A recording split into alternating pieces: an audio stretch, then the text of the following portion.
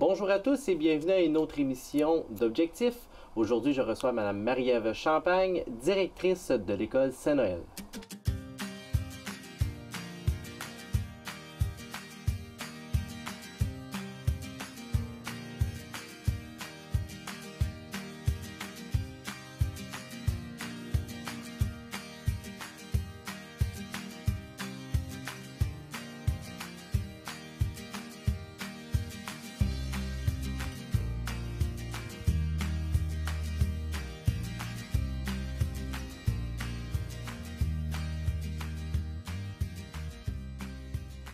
Bonjour Marie-Ève. Bonjour Jean-Philippe. Ça va bien? Très bien. Merci de me recevoir. Bien, merci d'avoir accepté notre invitation. Dans notre tournée générale là, que je fais, qu'on fait ici à l'émission un peu avec la commission scolaire, on voulait mettre en lumière un peu les initiatives qui sont un petit peu différentes des cadres normales dans les écoles. Donc, mais merci de venir avec nous expliquer ce qui se passe dans ton école. Super. À la direction depuis... janvier dernier. Janvier dernier, donc assez récent. Oui. Est-ce qu'avant ça, on était dans Oui, des ça fait 10 ans que j'enseigne à l'École Saint-Noël, mais que j'enseignais. C'est encore dur pour moi de le dire, que j'enseignais toujours pratiquement au 3e cycle. Donc 5e, 6e année. Souvent, je suivais mes élèves. Là. On débutait la 5e, puis on loupait jusqu'en 6e. Jusqu'en 6e, puis après ça, on recommençait le cycle. Donc, des nouveaux défis depuis presque... 6 mois, là, oui. Oui, c'est ça. Donc, pour faire ça, ça va bien à date. Oui. On est content du Très choix content. de... Moi, je suis très heureuse. C'est parfait, ça. École Saint-Noël, c'est... oui, c'est ça. C'est une grosse école, ça. 408 élèves. Donc, parmi les plus grosses écoles primaires là, de la commission. La commission scolaire, oui. La particularité de l'École Saint-Noël, c'est qu'on est à 2 endroits différents. Oui, sur la 8e avenue de la maternelle jusqu'à la 4e année et dans un pavillon de la polyvalente de Thetford, 5e, 6e année. Donc, ça doit avoir une petite complexité de gestion et de corps professoral un petit peu des fois? Oui, d'avoir d'une équipe, mais on est sur 2 bâtisses. J'ai la chance d'avoir une adjointe à 30 qui est à la polyvalente. C'est vraiment aidant pour moi, pour la gestion des élèves, pour les réponses aux professeurs aussi. Mais le plus dur, c'est vraiment qu'on soit une équipe et que les élèves se sentent comme vraiment une seule école. C'est ça qui est difficile un petit peu.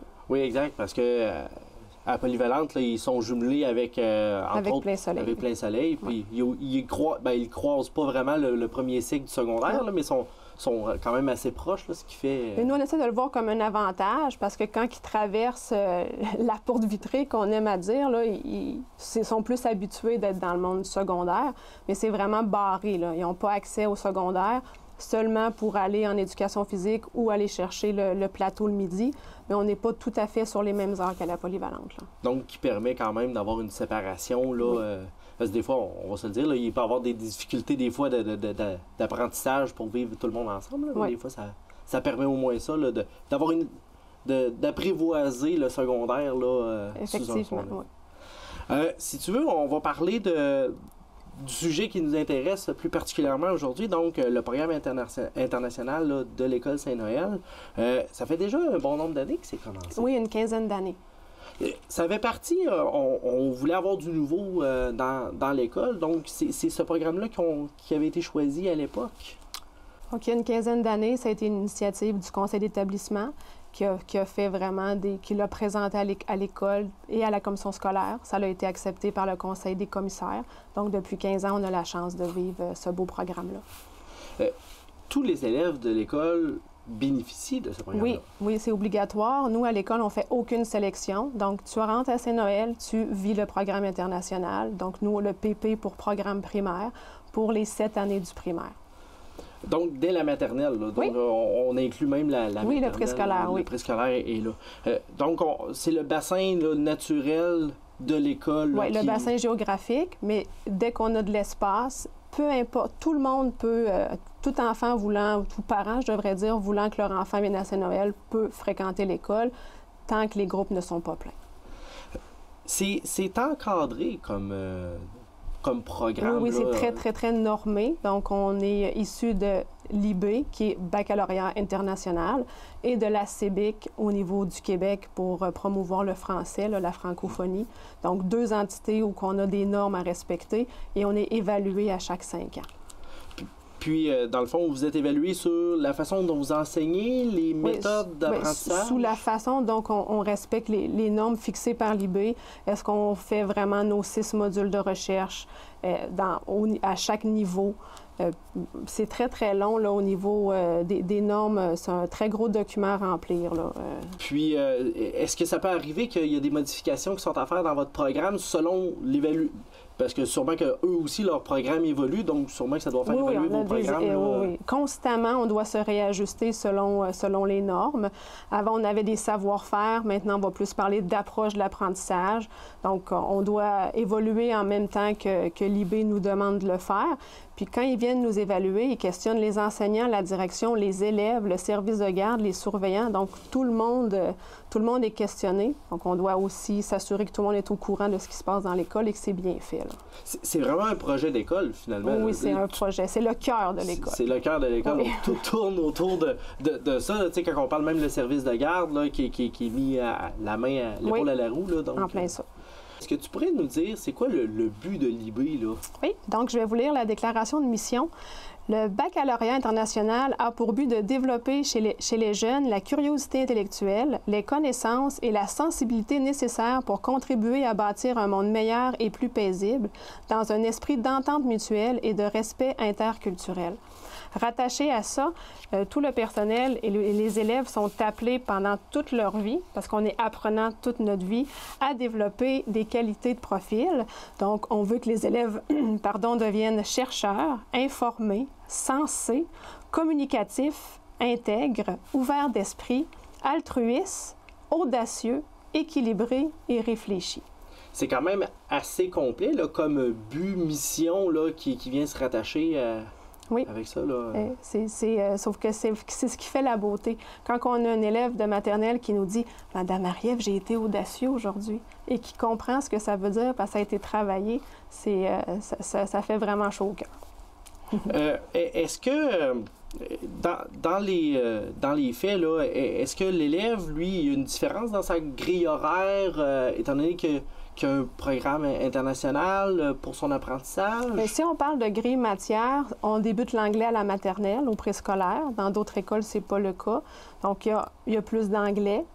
Les gens pensent qu'il y a de l'espagnol, ce n'est pas le cas. Je tiens à le préciser parce que souvent, on pense qu'il y a 3 langues. Là. C'est une ouverture sur le monde, mais pas au niveau d'une 3e langue. Au niveau de la grille matière, pour les autres, il n'y a pas d'autre différence, sauf qu'on travaille par module de recherche. À chaque niveau, on a 6 modules de recherche. Donc, on force le questionnement, la conceptualisation beaucoup. Puis, est-ce que les modules de recherche sont les mêmes de la maternelle jusqu'à la 6e année? Non, ils sont tous différents et bien planifiés. Donc, si on a parlé des insectes en 3e année, on n'en parlera pas à un niveau plus bas, pour ne pas brûler, si je peux me permettre, le module. On pourrait le réinvestir dans les niveaux supérieurs, mais chaque thématique, chaque module sont planifiés dans le temps et on ne peut pas y toucher à une autre année. Une autre année. Et puis, est-ce que ces 6 modules-là doivent être vus entièrement durant toute l'année scolaire ou est-ce que vous avez un choix de modules là, qui peuvent être faits? C'est une bonne question. C'est le défi des enseignants aussi.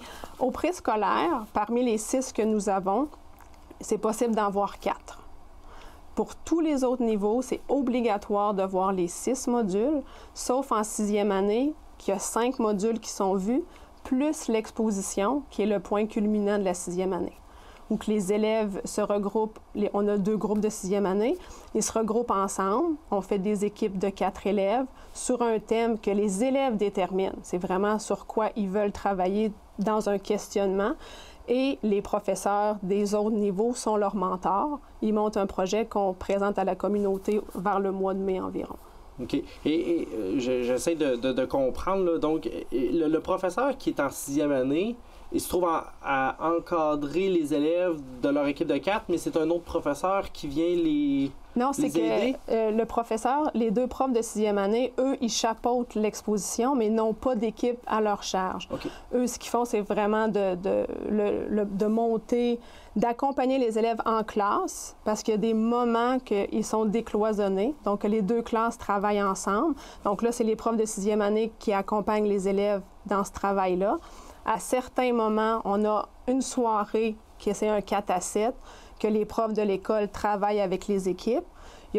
On a la chance d'avoir une pédagogique supplémentaire, une pédagogique flottante, où que tous les autres élèves de l'école sont en congé, mais les 6e années viennent travailler le matin avec les profs, encore là pour monter leur projet.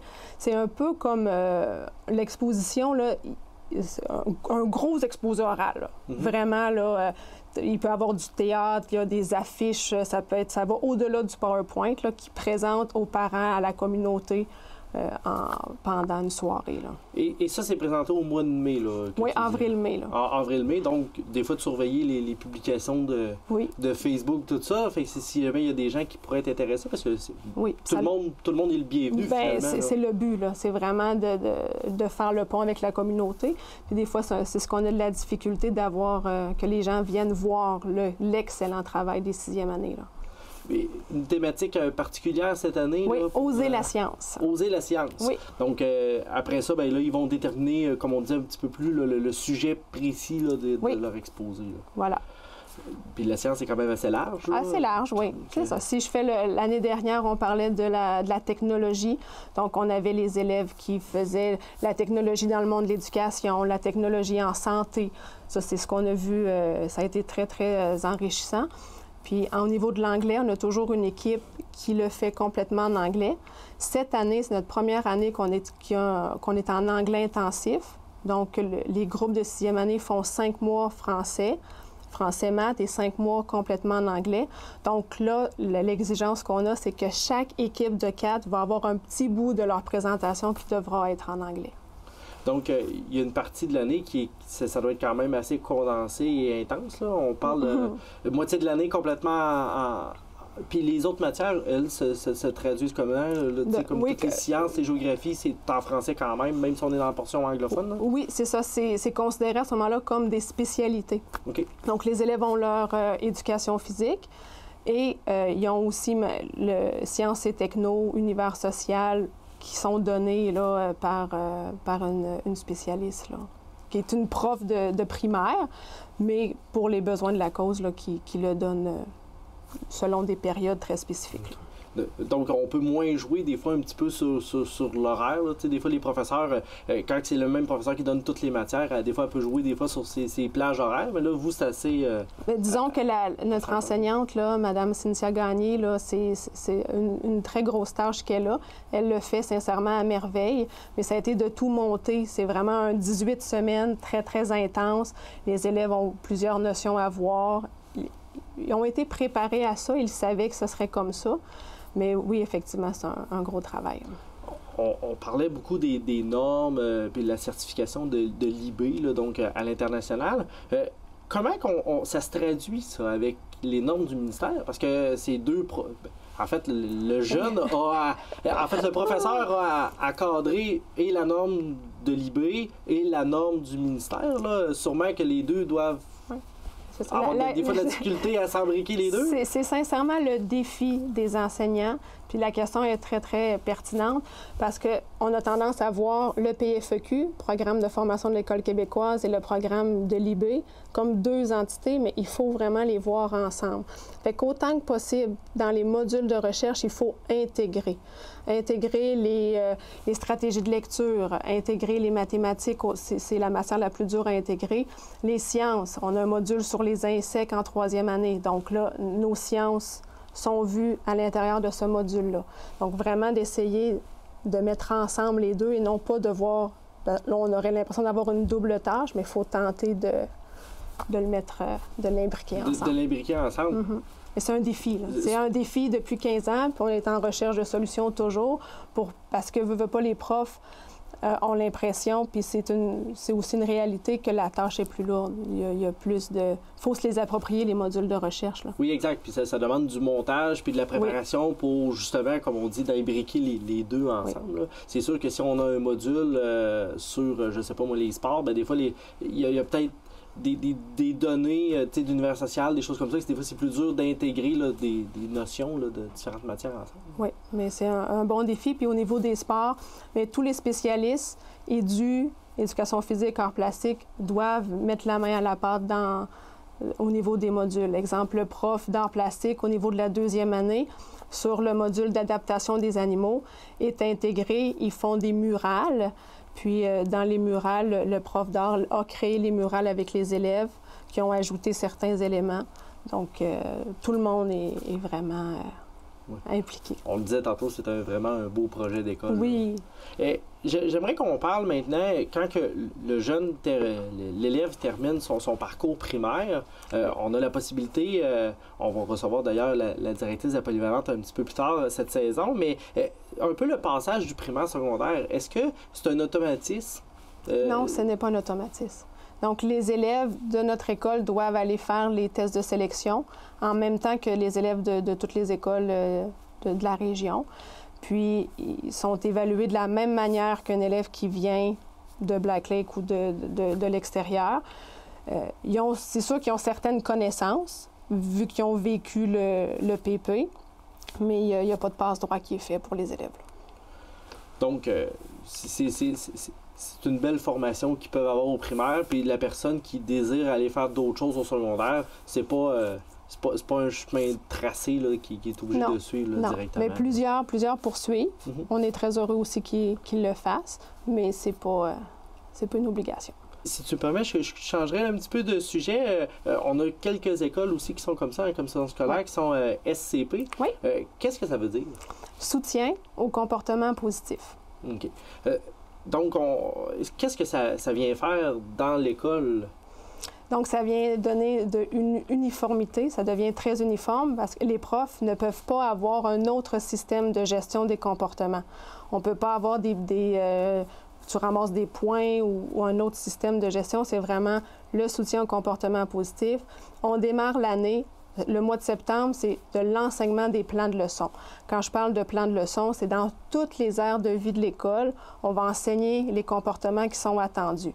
Si on veut, dans les corridors, qu'on circule à droite en silence, on va le pratiquer et on va l'enseigner dans le corridor.